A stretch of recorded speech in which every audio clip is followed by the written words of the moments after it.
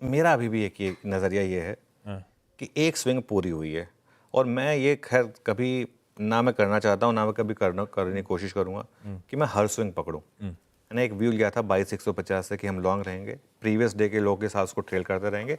23,600 पे हम बाहर हो गए, उसमें कोई दिक्कत नहीं है।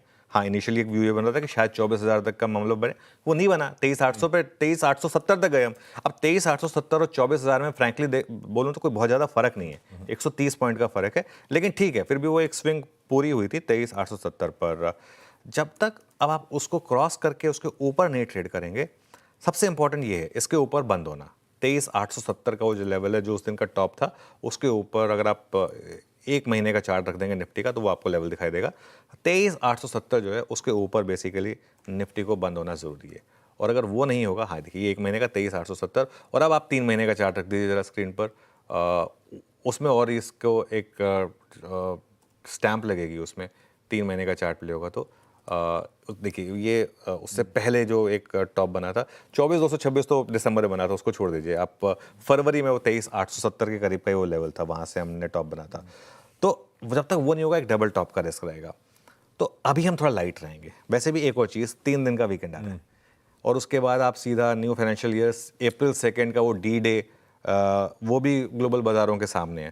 तो उससे भी पहले थोड़ा सा आपको ज़रूरत है कि अपनी पोजीशन को थोड़ा हल्का रखें। और एक चीज़ मैं ऐड कर दूं, भले ही कल हम पॉजिटिव में बंद हुए हैं, technically purely numbers, purely stats के हिसाब से 2 दिन से अब निफ्टी ने लोअर हाई और लोअर हाई बनाया है। मैं टेबल दिखा देता हूं आपको। 25 मार्च को हमने इस सीरीज का पीक बनाया था 23,869 पर, उस दिन का लो था 23,601। परसों का हाई क्या था 23,736, उस प्रीवियस हाई से थोड़ा कम, और लो क्या था 23,451, प्रीवियस लो से काफ़ी कम।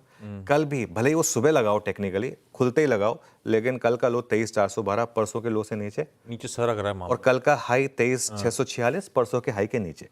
तो टेक्निकली आपने लोअर लो और लोअर हाई बनाया है। इसका मतलब क्या है? आज ज़रूरी है कि या तो हम 23,646 के ऊपर निकल जाएं, और ज़रूरी है कि हम 23,412 के ऊपर रहें। दोनों हो जाए तो सोने पे सुहागा।